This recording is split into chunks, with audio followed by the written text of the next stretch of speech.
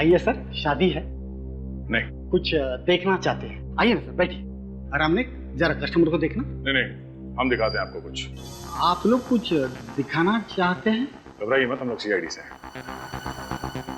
कुछ प्रूफ है? सीआईडी की? हाँ, ये ब्रेसलेट देखिए, ये आपकी दुकान का है? ठीक कहा आपने, ये मेरे दुकान से ही बना हुआ है। कहाँ मिला आपको? एक हाथ पे था ये। ब्रेसलेट तो हम हाथ के ऊपर ही पहनते हैं ना। हाथ कटा हुआ था। किसका हाथ था सर? यही पता करने के लिए हम लोग यहाँ पर आए हैं। क्या बता सकते हैं कि ये ब्रेसलेट किसने खरीदा था आपके यहाँ से? ऐसे ब्रेसलेट बहुत कम लोग बनवाते हैं, शायद 4 से 5 पीसेस ही बनवाए थे हमने। सर फिर तो बहुत आसानी से पता चल जाएगा कि ये 4-5 ब्रेसलेट्स किस किसने बनवाए थे। ये सही कहा मैडम ने। बता सकते हैं? मैं अभी दिखाता हूँ सर। श्रेया, इन सबके नाम और फोन नंबर्स नोट कर लो। जी।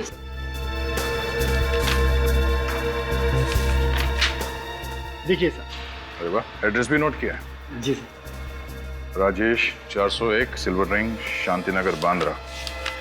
सुभाष कांदिवली में रहता है। सुनील पनवेल का रहने वाला है और रोकंडा ये बोरीवली में रहता है। इन सबके घर चल के देखना पड़ेगा। बेटा गंगाधर, तेरा कुछ नहीं हो सकता। ये भगवान, ये रोज रोज का कचरा, पता नहीं कितना कचरा जमा कर देते हैं। पढ़े लिखे कहते हैं अपने आप को, इस बार को कचरे का पेटी बना डाला। ये लोग योगा करते रहते हैं। ये जरूर बच्चे होंगे जिनके माँ बाप यही सिखाते होंगे कि कचरा जमीन पर फेंकना चाहिए। रोज रोज कचरा साफ करो और रोज दुगना कचरा मेरा इंतजार कर रहा होता है। हे भगवान, कभी तो सुन मेरी, कोई चमत्कार तो कर, या यूं ही कचरा साफ करवाता रहेगा जीवन भर। कचरा कचरा कचरा, दिन भर कचरा साफ करो, सुबह आओ कचरा। कुछ तो चमत्कार कर दे।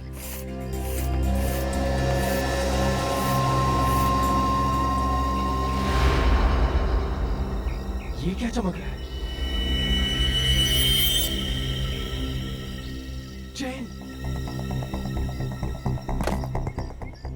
अरे बाप रे, ये तो सोने का लगता है। ये यहाँ आया कैसे? लगता है किसी के हाथ से गिर गया। आसपास कोई नहीं है। बेटा गंगाधर, आज किस्मत ने तुझे मौका दिया है। ये सोने का चैन पुरस्कार दिया है, ले ले इसे। गंगाधर, भगवान ने आखिर तेरी सुनी ली। अरे ये क्या? हाथ, इंसान का हाथ। इधर, यहाँ।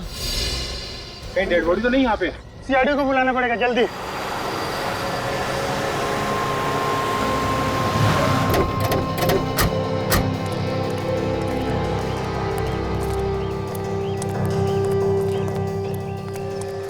ये लोग कौन है? हटो, चलो हटो, चले हटो।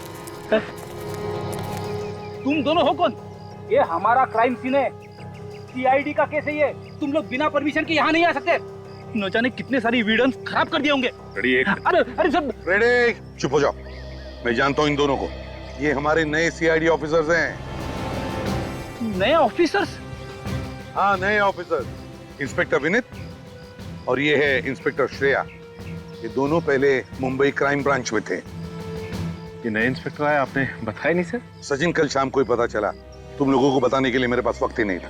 खैर छोड़ो। विनीत, क्या मिला तुम्हें यहाँ पर? सर, हमें यहाँ पर ये कटा हुआ हाथ मिला है और उसके ऊपर ये ब्रेसलेट मिला है। ये ब्रेसलेट काम की चीज है। ये ब्रेसलेट अच्छी तरह से साफ करो। संभाल के।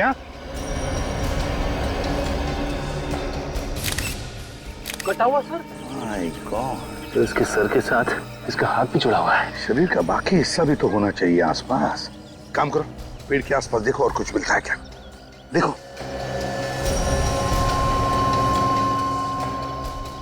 सर कितनी बेरहमी से काटा है सर और हाथ को। और सर ऐसा कोई क्यों करेगा?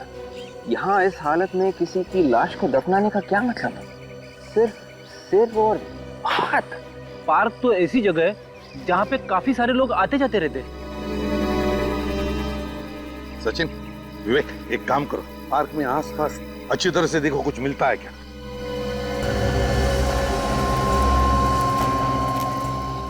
एक बात बताओ, तुम में से किसने इस हाथ को पहले देखा? साहब, ये कटा हुआ हाथ सबसे पहले मैंने देखा। तुमने देखा? जी साहब। तुम क्या करते हो इधर? जी साहब, साफ सफाई करते हैं। सफाई करते हो? इधर आओ, जरा बताओ, ये पार्क क्या 24 घंटे खुला रहता है? नहीं साहब, सुबह 7 बजे से लेकर शाम को 7 बजे तक खुला रहता है। यहाँ पे वॉचमैन या सिक्योरिटी गार्ड नहीं है क्या? नहीं साहब, यहाँ पे कोई चौकीदार नहीं रहता। ये पार्क सुबह 7 बजे से लेकर शाम के 7 बजे तक खुला रहता है। इसका मतलब है ये काम तब किया गया जब ये पार्क या तो बंद था या फिर पार्क में कोई भी नहीं था उस वक्त किया है। सर, हाँ सर यहाँ आसपास तो कुछ भी नहीं मिला सर। अबे कुछ नहीं मिला सर। कुछ भी नहीं मिला? ये कैसे हो सकता है? तो शरीर का बाकी का हिस्सा कहाँ पर दफना दिया है? कहाँ छुपाया होगा? कोई बात नहीं, पता तो लगा ही लेंगे। इससे पहले एक काम करो, ये सिर और हाथ साळुंखे के पास भेज दो और इस आदमी का चेहरा, उसका स्केच सारे न्यूज़पेपर्स और टेलीविजन चैनल्स पर भेज दो।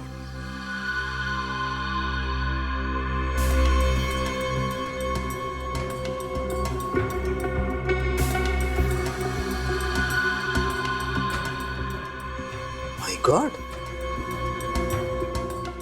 ये क्या है?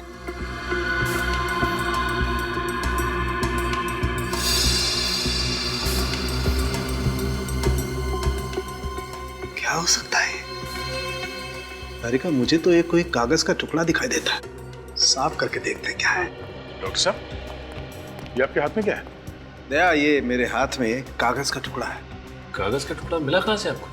यहाँ से, इसकी उंगलियों के बीच में फंसा हुआ था ये। मगर इसकी उंगलियों के बीच में ये कागज का टुकड़ा कैसे पहुंचा?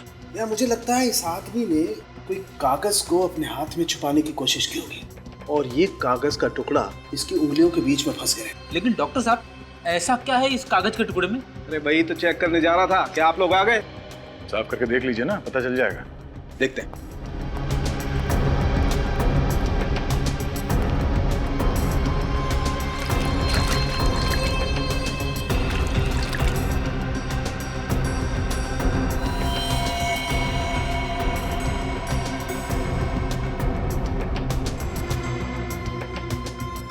दया, ये तो कोई अखबार का टुकड़ा जैसा लग रहा है।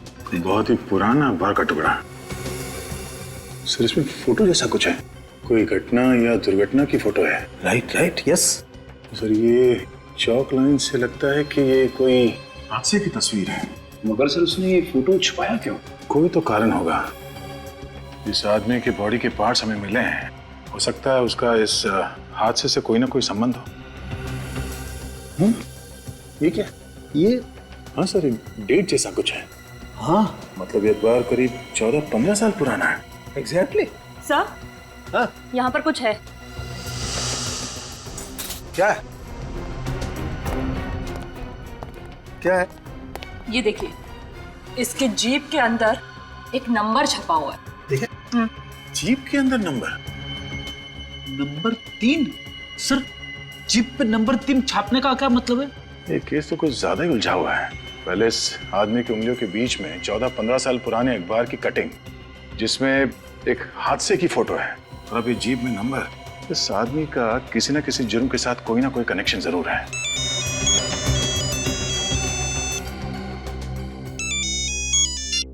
हेलो, हाँ, रिपोर्ट्स आ गई? क्या पता चला रिपोर्ट से? Thank you sir. ये एक आदमी नहीं है। एक आदमी नहीं है मतलब?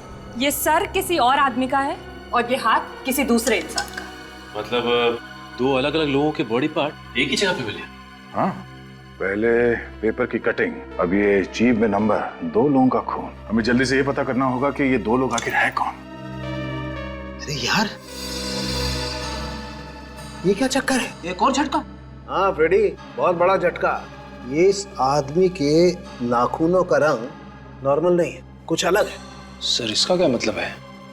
इसका मतलब ये नाखून चेक करने के बाद पता चलेगा।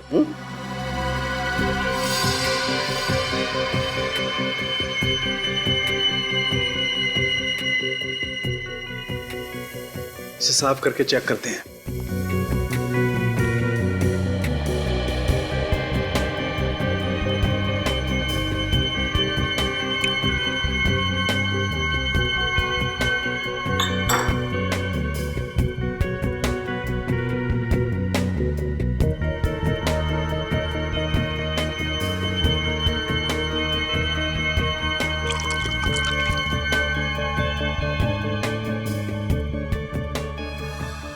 ओह, अब आई बात समझ में।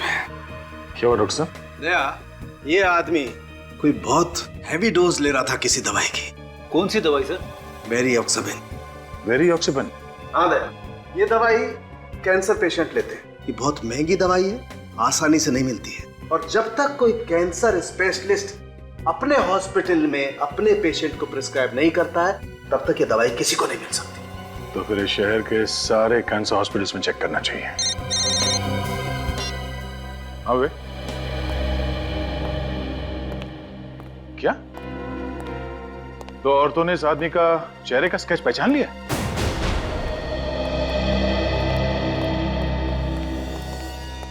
सर, विनय जी की वाइफ ने ना, और उनकी सेक्रेटरी आन्या।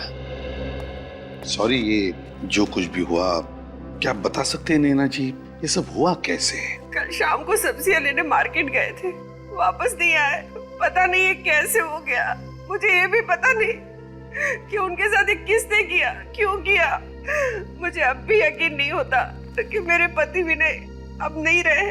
जब वो घर वापस नहीं आ रहे थे तो आपने कोशिश नहीं की उन्हें कांटेक्ट करने की? मैंने उनको हर 2 मिनट के बाद फोन करने की कोशिश की, लेकिन उनका फोन बंद आ रहा था।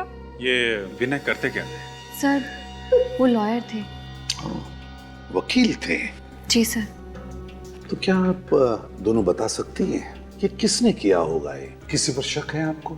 सर, ऐसा तो कोई याद नहीं। विनय सर बहुत ही नेक और शरीफ इंसान थे। वो लॉयर थे, पता नहीं किसी केस के सिलसिले में किसी के साथ कोई दुश्मनी हो तो पिछले कुछ दिनों में आपसे उन्होंने कुछ बताया, या फिर आपने महसूस किया हो कि वो किसी केस को लेकर परेशान हो? मेरे पति विनय कोई भी केस के बारे में मुझसे कोई डिस्कशन नहीं करते थे। अभिजीत, समझ में नहीं आता कौन खून कर सकता है विनय का। बड़ी अजीब बात है ये। सर, जिस बेरहमी से विनय का खून हुआ है, ऐसा लगता है कि खूनी के दिल में विनय के लिए काफी जहर भरा था, काफी नफरत करता था वो। वही लगता है। सर, हाँ, सालुंखे साहब को ब्रेसलेट पर कुछ मिला है। अच्छा, क्या मिला है? ब्रेसलेट का लोगो। ब्रेसलेट का लोगो? अभिजीत, ये देखो, ऐसा कुछ वी जैसा लिखा हुआ है। वी जैसा ही कुछ है। विक, कंप्यूटर में चेक करो, देखो ऐसा लोगो किस ज्वेलर का है। Yes sir. हाँ अभिजीत,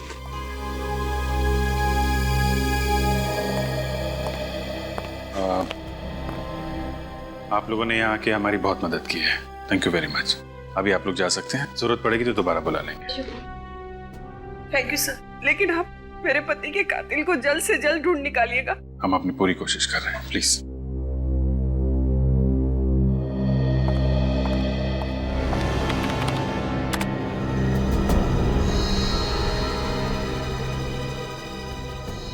मिल गया सर, वरदान ज्वेलर्स। ये वही दुकान है जो अपनी सारी ज्वेलरी पे इसी तरह का लोगो इस्तेमाल करते हैं। कहाँ पर है ये Vardan jeweller? Sir, Pendra west. Pendra west, Vardan jewellers. Abhijit, इस वरदान ज्वेलर्स से पता चल जाएगा कि ब्रेसलेट खरीदा किसने था। बहन की शादी को 1 हफ्ता रह गया सर। आप घबराइए मत, कल शाम तक आपके गहने आपके घर पहुंच जाएंगे। नक्की? पक्का?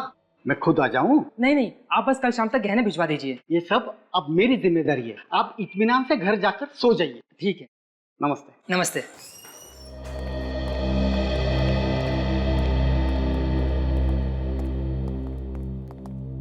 आइए सर, शादी है। नहीं कुछ देखना चाहते हैं? आइए ना सर, बैठिए। आराम ने जरा कस्टमर को देखना। नहीं, हम दिखाते हैं आपको कुछ। आप लोग कुछ दिखाना चाहते हैं? घबराइए मत, हम लोग सीआईडी से हैं। कुछ प्रूफ है? सीआईडी की? हाँ। ये ब्रेसलेट देखिए, ये आपकी दुकान का है? ठीक कहा आपने, ये मेरे दुकान से ही बना हुआ है। कहाँ मिला आपको? एक हाथ पे था ये। ब्रेसलेट तो हम हाथ के ऊपर ही पहनते हैं ना। हाथ कटा हुआ था। किसका हाथ था सर? यही पता करने के लिए हम लोग यहाँ पर आए हैं। क्या बता सकते हैं कि ये ब्रेसलेट किसने खरीदा था आपके यहाँ से? ऐसे ब्रेसलेट बहुत कम लोग बनवाते हैं, शायद 4 से 5 पीसेस ही बनवाए थे हमने। सर, फिर तो बहुत आसानी से पता चल जाएगा कि ये 4-5 ब्रेसलेट्स किस किसने बनवाए थे। ये सही कहा मैडम ने। बता सकते हैं? मैं अभी दिखाता हूँ सर। श्रेया, इन सबके नाम और फोन नंबर्स नोट कर लो। जी।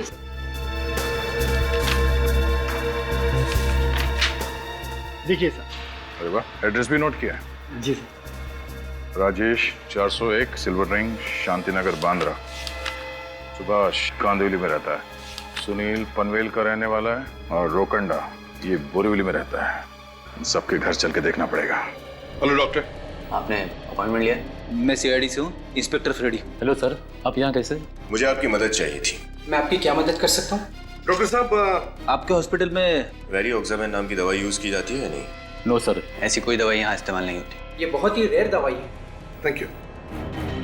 सर ये ब्रेसलेट काफी महंगा है, इसे खरीदने वाले चारों भी बहुत अमीर होंगे। हाँ श्रेया, ये बात तो है, पर इन चारों में से ये ब्रेसलेट पहना किसने? राजेश, सुभाष, सुनील या रोकंडा? ये तो वहाँ घर पे जाने के बाद ही पता चलेगा। तुम्हारा रोना धोना सुनने के लिए मैं सीआईडी में नहीं हूँ फ्रेडी। काम खत्म करो और इसी वक्त केयर हॉस्पिटल में आ जाओ, इसी वक्त। Excuse me ma'am. यस, मुझे आपके हॉस्पिटल के किसी कैंसर स्पेशलिस्ट से मिलना है। आपने अपॉइंटमेंट ली थी? जी नहीं। सर आपका नाम? एसीपी प्रद्युमन, सीआईडी से। ओह, सीआईडी से। आप लोगों को तो तकलीफ होते रहती होगी। मैम प्लीज जरा डॉक्टर साहब को बुलाइए, मुझे जरूरी काम है। डॉक्टर चंद्रा बस आते ही होंगे। ओके।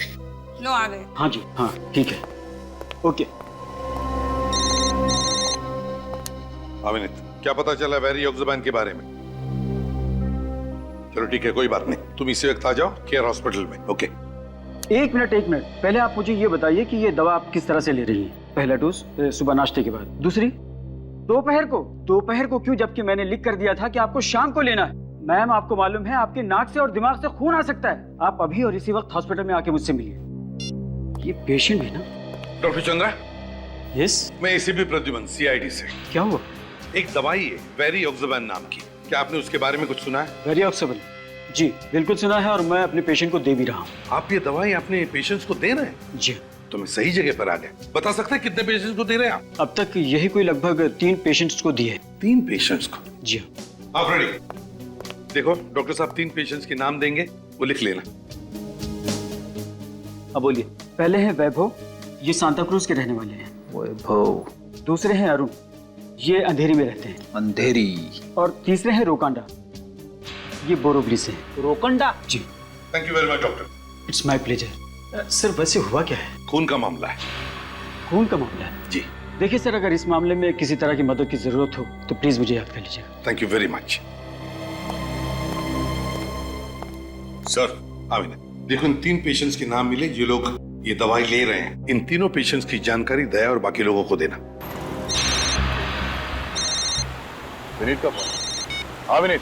सर, हमें यहाँ से 3 पेशेंट्स के नाम मिले हैं। क्या हॉस्पिटल से 3 नाम मिले? जी सर। अच्छा, जो ब्रेसलेट हमें लाश के हाथ पर से मिला, वैसे ब्रेसलेट 4 लोगों ने खरीदे हैं। 4? हाँ, 4 लोगों ने। उनके नाम है राजेश, सुभाष, सुनील और रोकंडा। रोकंडा? हाँ, रोकंडा। ये नाम तो हमारी लिस्ट में भी है सर। हाँ? Yes sir. ओह ठीक है, हम उसके घर जाते हैं। Okay sir. Okay okay. ये रोकंडा कहाँ रहता है? बोरीवली में सर। बोरीवली में। ये रोकंडा वही फेमस सिंगर तो नहीं जिसके शोज होते रहते हैं? लगता तो वही सर। सर अगर ये वही फेमस सिंगर है और वो कटा हुआ हाथ उसी का है तो मीडिया में तो वो कटा हुआ हाथ रोकंडा का है या नहीं, या फिर उसने ये ब्रेसलेट किसी को गिफ्ट दिया है, ये तो बेल बजाने के बाद ही पता चलेगा।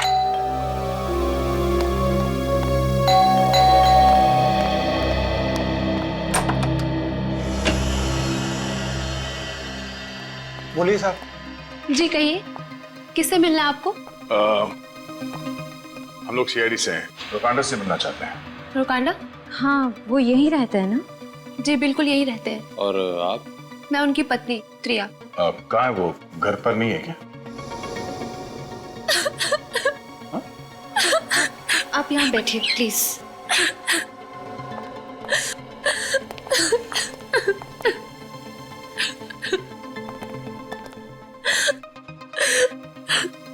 आप रो क्यों रही हैं? रोकांडा कहाँ है? उनका कल से कोई अता पता नहीं है। बता के नहीं गया कि कहाँ जा रहे हैं? नहीं सर। आखिरी बार कब देखा था आपने उन्हें? कल, और आज उनका शो भी था। कितने फोन्स आ रहे हैं सुबह से, क्या बताऊं मैं, किसको बताऊं कि रोकांडा कहाँ है। इनफैक्ट उनका फोन भी बंद आ रहा है। मुझे बहुत घबराहट हो रही है सर। प्लीज शांत हो जाइए। कैसे शांत हो जाऊं सर? आज सुबह मैंने पुलिस स्टेशन में मिसिंग रिपोर्ट भी लिखवाई थी। मिसिंग रिपोर्ट भी लिखवाई आपने? गायब कहाँ हो गया?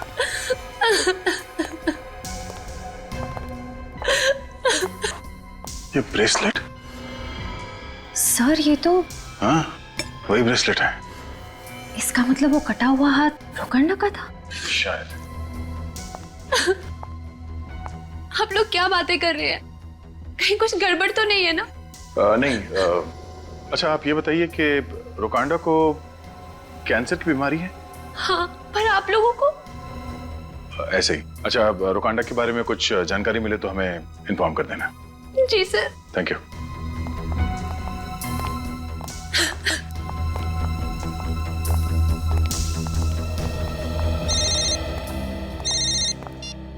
हेलो।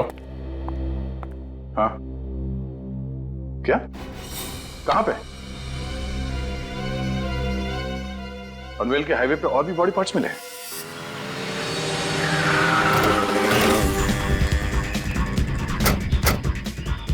मैं फोन करके खबर दी लाश के टुकड़ों के बारे में। हाँ साहब, मैंने बड़ा पाव खाने के बाद कागज फेंकने के लिए जैसे ही कचरे के डिब्बे के पास आया तो मैंने ये देखा। तुम वहां खड़े थे, दूर जाओ।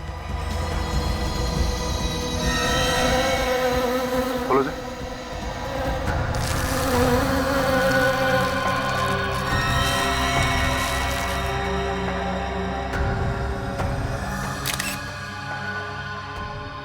बॉडी के टुकड़े तो बिल्कुल वैसे ही हैं जैसे हमें उस पार्क में मिले थे। और सर इस लाश की हालत बिल्कुल वैसी है जैसे पहले की है।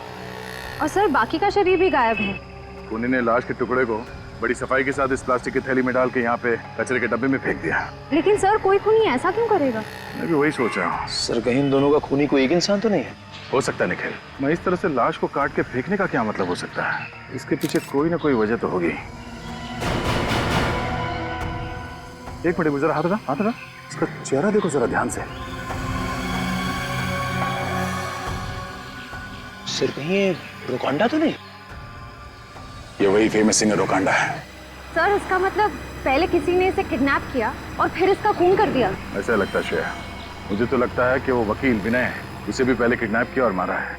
सर जिस तरह से इन दोनों का खून हुआ है विनय और रोकांडा का, उससे तो यही लगता है कि खूनी की इन दोनों से कोई जादुई दुश्मनी है। कोई ऐसा इंसान हो सकता है जिसके दिल में इन दोनों के लिए बहुत नफरत भरी हो।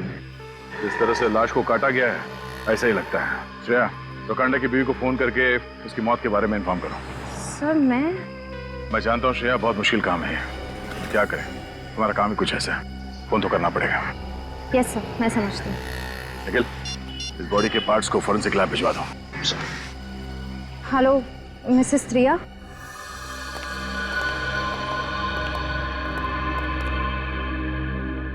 क्या हुआ साळुंखे? इतना परेशान क्यों दिख रहा है तू? बॉस बात ही ऐसी है, तुम्हें पता लगेगा ना, तुम्हारी भी यही हालत होने वाली है। ऐसे क्या बात पता चल गई साळुंखे साहब? बात ये है, ये सर जो आप पिछली बार लेकर के आए थे वो इस हाथ से मैच करता है जो आप अभी लेकर के आए।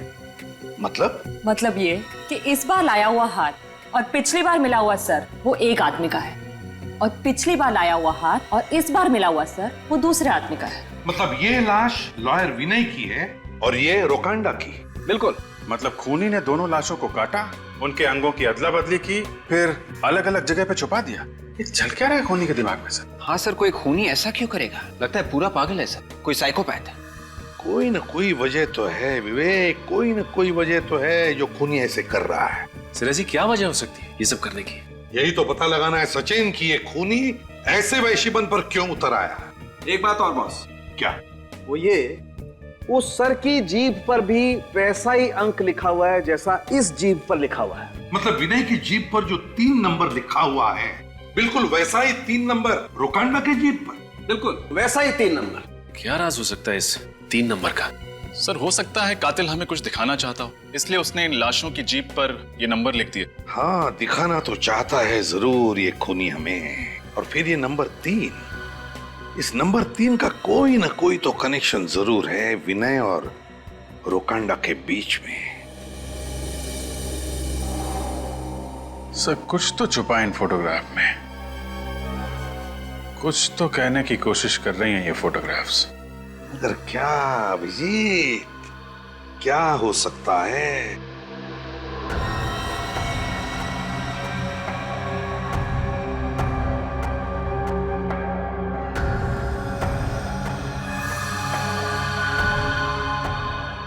अभिजीत, बॉडी पार्ट्स को देखो, किसी खास तरीके से रखे गए हैं। कुछ समझ में आ रहा है? ऐसा लगता है कि कोई शेप दिया गया है, कोई आकार है। एग्जैक्टली अभिजीत। अभिजीत, मुझे लगता है ये इंग्लिश का अल्फाबेट क्यू है ना? हो सकता है ना? हाँ सर। ये देखो। हाँ सर, क्यू। हाँ, और फिर ये देखो, ये नहीं लगता तुम्हें कोई नंबर? 9? हाँ, 9। ये देखो, 9 9 9 है ना? और फिर ये 3 and 3 Q 933।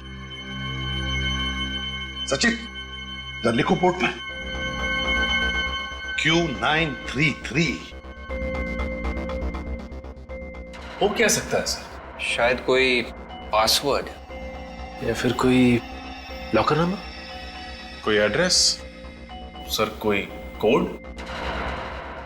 Code? Code? Abhijit, उस क्राइम सीन पर रोकांडा के हाथ में ये कागज का टुकड़ा मिला था।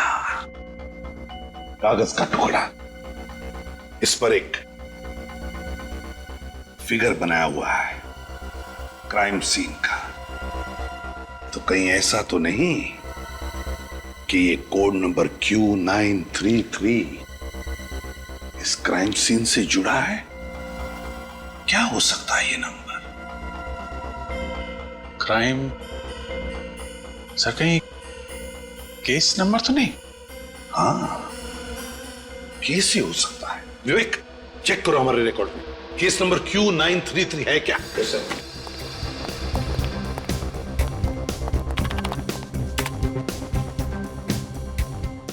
यस सर, इस नंबर का एक केस है, ये 1998। 14 साल पुराना केस है। हाँ सर, इस केस में मुजरिम चंदू को 14 साल की सजा हुई थी सर, मर्डर के जुर्म में। चलो, और कुछ ही दिनों पहले वो जेल से छूटा। किसका केस सब? सर ये केस कोई विनय हैंडल कर रहा था सर, लॉयर विनय। विनय? सर कहीं ये लॉयर विनय वही तो नहीं जिसकी हमें लाश मिली? हो सकता है। और डिटेल्स देखो। Yes sir. सर इस केस में एक ही विटनेस था सर, सिंगर रोकांडा। रोकांडा? रोकांडा और विनय? मतलब से ये दोनों लाशें रोकांडा और विनय की इसी केस से जुड़ी हुई है, केस नंबर Q933। हाँ, फिर देखो विवेक, इन्वेस्टिगेटिंग ऑफिसर कौन था? सर कोई इंस्पेक्टर प्रकाश। प्रकाश? क्या वो सर? आप प्रकाश को जानते हैं क्या? बिल्कुल जानता हूँ, कॉलेज के दिनों से जानता हूँ, पुराना दोस्त है मेरा वो। सर तो फिर तो उनसे सारी डिटेल्स मिल जाएंगी इस केस की। हाँ अभिजीत, लेकिन पहले ये चंदू जिस जेल में था वहां से उसकी पूरी जानकारी निकालनी चाहिए। तब तक मैं इस इंस्पेक्टर प्रकाश से जाकर मिलता हूं। Excuse me. जी कहिए। हम लोग सीआईडी से, हमें एक कैदी के बारे में कुछ जानकारी चाहिए। सर बैठिए ना। नहीं, ठीक है। जी बताइए, किसके बारे में आप लोग जानना चाहते हैं? चंदू। चंदू जो खून के जुर्म में यहाँ बंद था? हाँ वही। अब उसके बारे में हमें कुछ बता सकते हैं? वो किसी का खून करके यहाँ आया था और इस केस में ये साबित हुआ था कि उसने पैसों के लिए किसी का खून किया था और उसने 13 साल की सजा भी काटी थी। 13 साल? जी हाँ, और अभी 2-4 महीने पहले वो जेल से छूट के गया।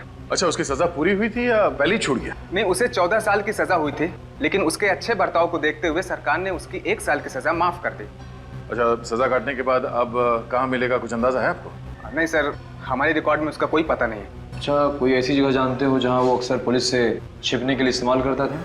नहीं सर, हमें उसके बारे में ज्यादा जानकारी नहीं है। पिछले 13 साल में जब वो जेल में था तो उसे कोई ना कोई तो मिलने आता था ना? सर आप विश्वास नहीं करेंगे, पिछले 13 सालों में ऐसा कोई आदमी हमने नहीं देखा जो उससे मिलने आया था, और इस बात से जेल में सभी हैरान थे। पिछले 13 साल में उससे मिलने के लिए जेल में कोई भी नहीं है? हाँ सर, सच है। और ना तो उसका कोई रिश्तेदार, ना दोस्त, ना कोई यार, कोई नहीं था सर। ये तो बहुत ही अजीब बात है। बल्कि पुलिस ने जब उसे पकड़ा तब भी वो अकेला ही था। अच्छा, उसका घर कहाँ है, कुछ एड्रेस है आपके पास? अभी तक हमको उसके बारे में कुछ पता नहीं चला। इसका मतलब चंदू के आगे पीछे कोई नहीं था। लेकिन सर ऐसा कैसे हो सकता है? कोई भी इंसान इतना अकेला कैसे हो सकता है? कोई तो होगा जो उससे बातें करता होगा। अच्छा, जेल में चंदू का बर्ताव कैसा था? वो कैदियों से बात करता था या किसी से बात करता हो? सर कुछ खास नहीं, अकेला ही बैठा रहता था, अपनी दुनिया में वो खोया रहता था। किसी से ज्यादा बात ही नहीं करता था सिवाय एक आदमी के। कौन? सर राजू चाय वाला। अक्सर वो हमारी जेल में चाय देने आया करता है। चाय वाला राजू? जी हाँ सर, सिर्फ उसी से बात करता था। कहाँ मिलेगा ये चाय वाला? सर आप आगे निकलिए और दाहिने मुड़िए और सीधे चलते जाना, उसका ठेला आगे दिख जाएगा। Thank you. Thank you sir. Raju चाय वाले के साथ बैठ के चाय पीते हैं। कितने सालों बाद आ रहा हूं मैं प्रकाश से मिलने के लिए। फिर भी सर, इतने वक्त बाद पुराने दोस्त से मिलने की बात ही अलग है। हाँ वो तो है। अरे एसीपी अंकल, आप लोग आइए ना अंदर। आयुष, कितने बड़े हो गए तुम, हैं? पापा कहाँ है? वो क्या हुआ? मुझे कुछ समझ नहीं आ रहा है अंकल। क्या हुआ आयुष, कोई प्रॉब्लम है? अच्छा है आप लोग आ गए, मुझे आपकी मदद चाहिए। क्या हुआ? प्रकाश सर ठीक तो है ना? पापा आज सुबह से कहीं चले गए हैं और मेरा फोन भी नहीं उठा रहे हैं। तो ऑफिस में फोन करते उनके? मैंने ऑफिस में फोन किया था पर पापा आज ऑफिस पहुंचे ही नहीं है। हो सकता है वो किसी बाहर के काम की वजह से ऑफिस ना गए हो या फिर बिजी हो।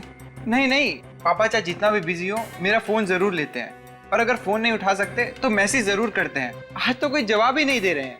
मुझे बहुत चिंता हो रही है अंकल, प्लीज पापा को ढूंढिए ना अंकल। आयुष बिल्कुल घबराओ मत। अरे तुम्हारे पापा एक दिलेर और जाबाज ऑफिसर है, समझे? अच्छा आयुष, एक बात बताओ, क्या पापा ने कभी तुम्हारे साथ किसी पुराने केस के बारे में कभी बात की थी? मेरा मतलब है case number Q933। Case number Q933 के बारे में तो मालूम नहीं, लेकिन पापा किसी पुराने केस को लेकर चिंतित जरूर थे। पुराने केस को लेकर? किसकी केस? कौन सी केस? वो किसी चंदू नाम के आदमी का केस था। चंदू? चंदू की केस? यही तो केस है, केस नंबर Q933। ये केस तो 14-15 साल पुरानी केस है और 10 साल पहले पूरी भी हो गई थी। फिर इस केस को लेकर प्रकाश। पापा का फोन चालू है? जी अंकल। इधर लगाओ। अंकल बेल जा रही है पर कोई उठा नहीं रहा है।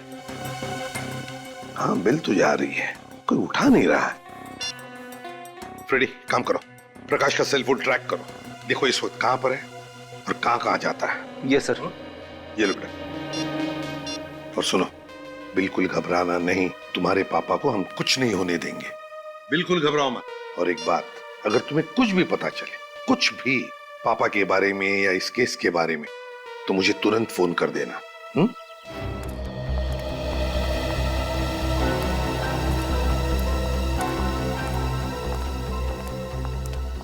हो रहा राजू? राजू? जी साहब। 4 चाय देना। चौथी चाय किसके लिए साहब? तुम्हारे लिए। सोचा तुम्हारे साथ बैठ के चाय पिया जाए। क्यों नहीं साहब, ग्राहक तो भगवान का रूप होता है और ग्राहक के लिए तो ये राजू कुछ भी कर सकता है साहब। बैठिए साहब, आइए आइए। और एक कैदी के लिए भी राजू कुछ भी कर सकता है ना? मैं कुछ समझा नहीं साहब। नहीं समझा? अभी समझाते हैं, निकल।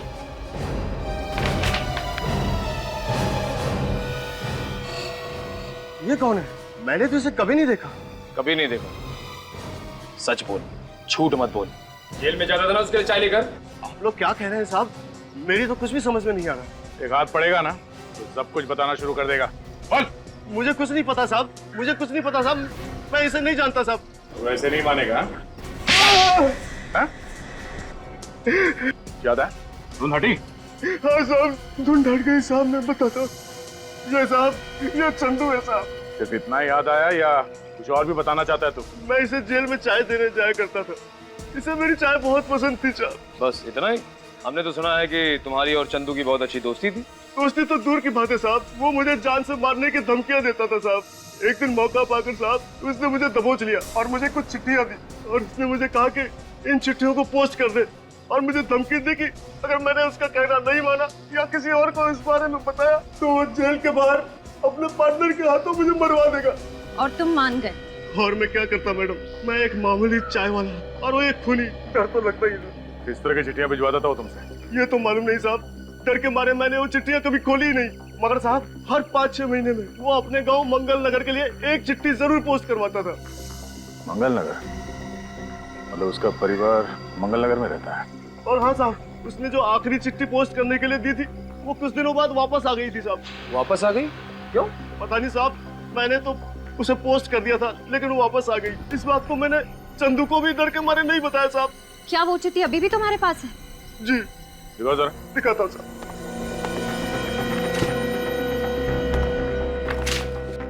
अनीता चंदू, मंगल नगर, जनार्दन गढ़।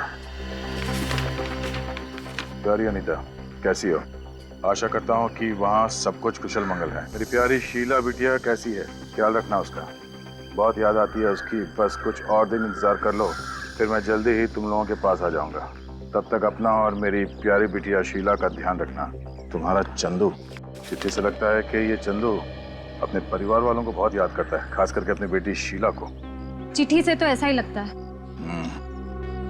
मैं चंदू की बीवी और उसकी बेटी से मिलना चाहिए।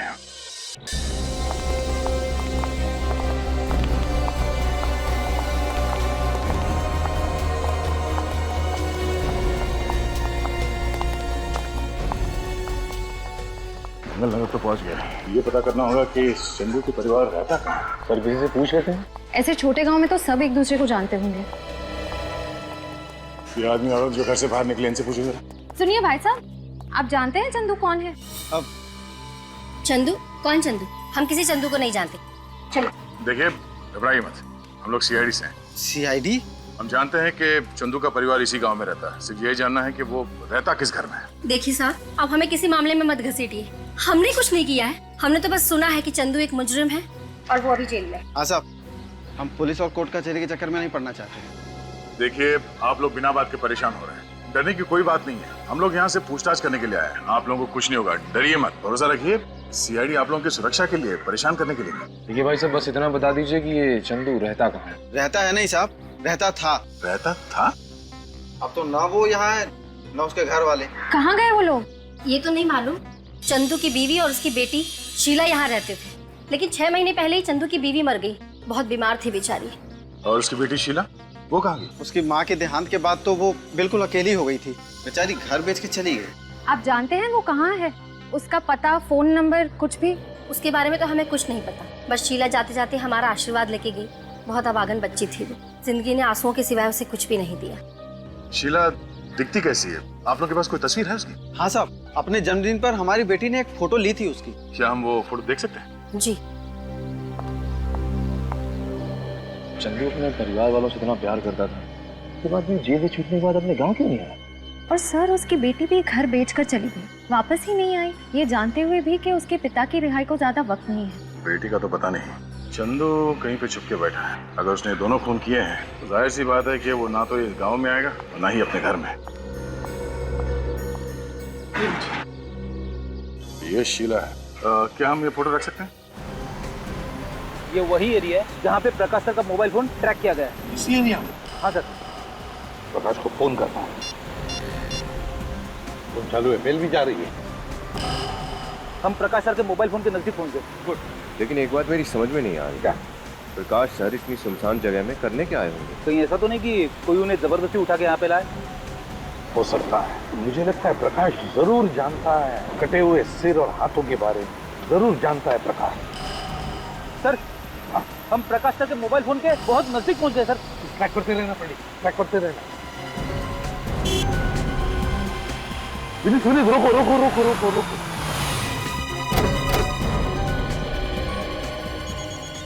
इसी एरिया में कहीं पर फोन की घंटी सुनाई पड़ रही है। आ रही है सुनाई? हाँ सर। हाँ।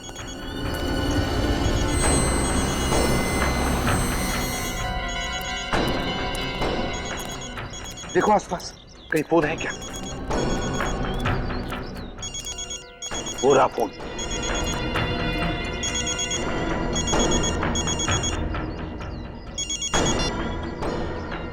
ये तो प्रकाश का ही फोन लगता है। इसका मतलब है प्रकाश यहीं कहीं आसपास ही होना चाहिए। मुझे तो डर लग रहा है सर, कहीं प्रकाश सर के साथ कुछ हो न गया हो। चुप रहो फ्रेडी, चुप चुप बोलो। अपनी अपनी गन निकालो। प्रकाश की जान को खतरा हो सकता है। पूरा है घर। मुझे लगता है सर कि प्रकाश सर इसी घर के अंदर होंगे। चलकर देखते हैं। जरा सी भी भूल हो गई तो प्रकाश की जान को खतरा हो सकता है।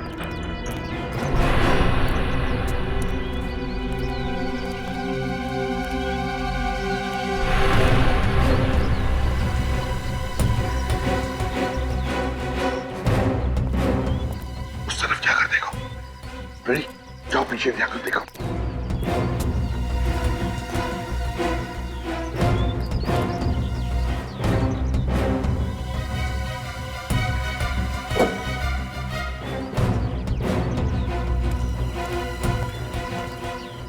उधर कुछ नहीं दिख रहा है सर। सर, हाँ, बाहर से तो कुछ दिखाई नहीं दे रहा। ठीक है, कोई बात नहीं, घर के अंदर घुस से मगर सावधानी से। प्रकाश की जान को खतरा है, हो सकता है उसके साथ अंदर कोई हो भी सकता है, हैं?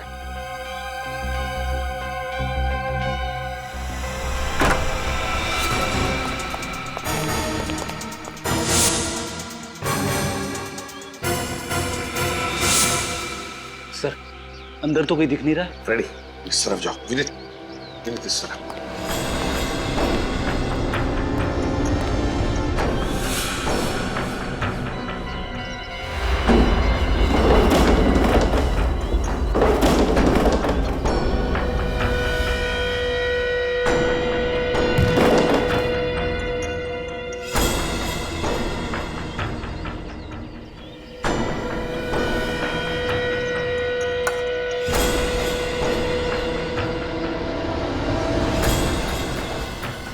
माय गॉड, प्रकाश, मेरी जल्दी से पानी लेकर आओ।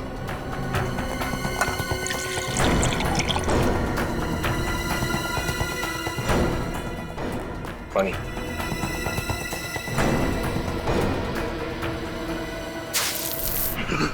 कौन कौन हो तुम? कौन हो?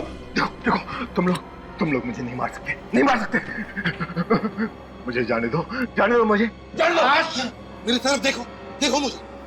मैं प्रद्युमन, एसीपी प्रद्युमन, तुम्हारा दोस्त प्रकाश। तुम यहाँ कैसे? बताता हूँ, उठाओ से।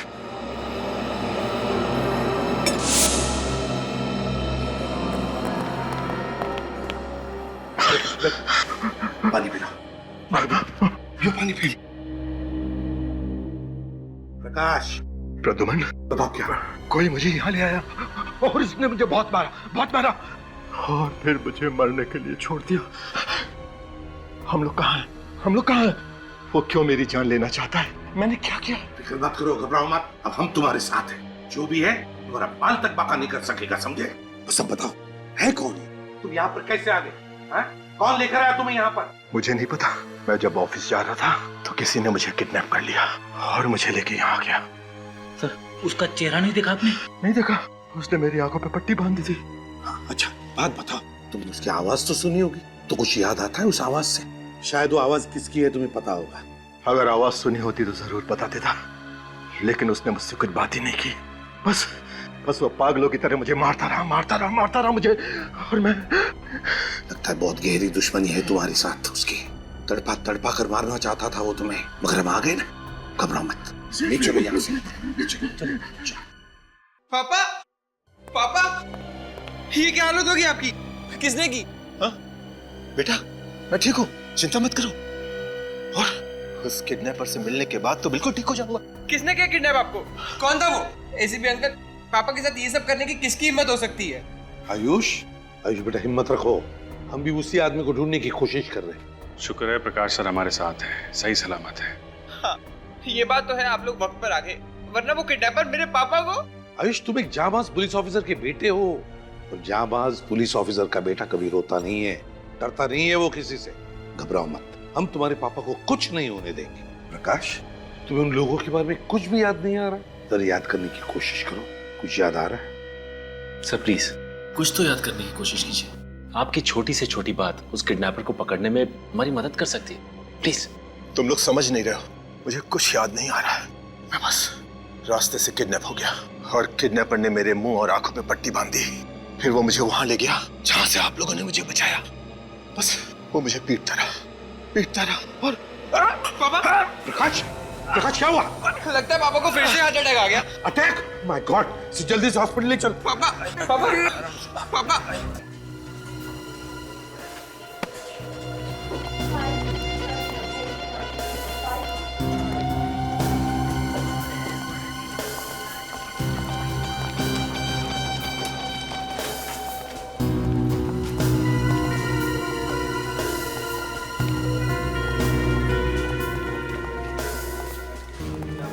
जो भी अंदर जाएगा, फिर वो चाहे हॉस्पिटल का स्टाफ ही क्यों ना हो, नजर रखना अच्छी तरह से।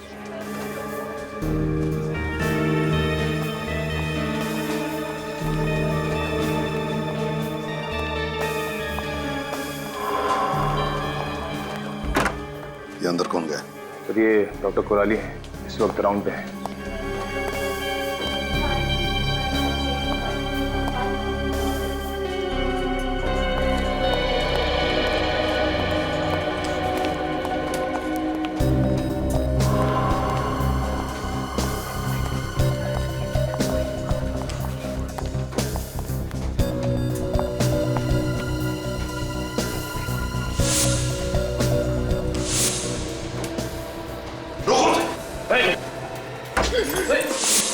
पकड़ो उसे!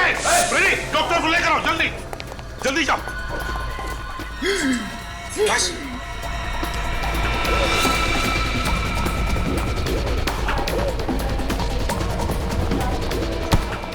रुक जाओ, भागने का कोई रास्ता नहीं है। तो शीला? तो तुम हो? किस नाम से बुलाए तुम्हें? आन्या या शीला? वाह, कितनी सफाई से अपने चेहरे के साथ साथ अपनी पहचान भी बदल ली। मगर अफसोस, चेहरा बदलने के बाद भी सीआईडी से बच नहीं पाई तुम। आप ये मत समझिए कि मैं इसलिए रो रही हूँ कि मुझे अपने किए का अफसोस है, बल्कि मैं इसलिए रो रही हूँ कि मैं प्रकाश की जान नहीं ले पाई। विनय और रोकांडा, उनकी जान लेकर क्या मिला तुम्हें? क्या हासिल किया तुमने? उन्हें क्या हासिल हुआ मेरे बाबा की जिंदगी बर्बाद करके? मेरे बाबा तो निर्दोष थे। 15 साल उन्हें सलाखों के पीछे सजा काटनी पड़ी, और जब वो जेल से बाहर आए तो उनकी मौत हो गई। क्या? जेल से निकलने के बाद तुम्हारे बाबा की मौत हो गई थी? हाँ, मेरे बाबा की मौत हो गई, और मरते मरते उन्होंने मुझे बताया कि उनके साथ नाइंसाफी हुई थी। 15 साल वो मुझसे मिलने के लिए तड़पते रहे। एक अच्छे खासे परिवार को बर्बाद कर दिया उन लोगों ने। बदला तो मुझे लेना ही था, आपकी वजह से मेरा बदला अधूरा रह गया। बदला? सच पता है क्या है? सच ये है कि तुम्हारे बाबा निर्दोष नहीं थे, खूनी थे। वो खूनी, एक मासूम की जान ली उन्होंने। ऐसा नहीं हो सकता, मेरे बाबा निर्दोष थे, खूनी नहीं हो सकते। ऐसा ही हुआ। झूठ बोला तुम्हारे बाबा ने तुमसे कि वो निर्दोष है, और तुम बदला लेने के लिए निकल पड़ी। तुम्हारी बदले की आग ने 2 मासूम लोगों की जानें ली, विनय और रोकांडा की। भूल गई तुम कि बदले की आग में खुद के सिवा और कोई नहीं जलता, और मिलता क्या है? सिर्फ खालीपन और किए कर्मों का बोझ। बहुत गलत किया तुमने शीला, कानून को अपने हाथों में लिया। अफसोस, तुम्हें तो अब फांसी ही होगी।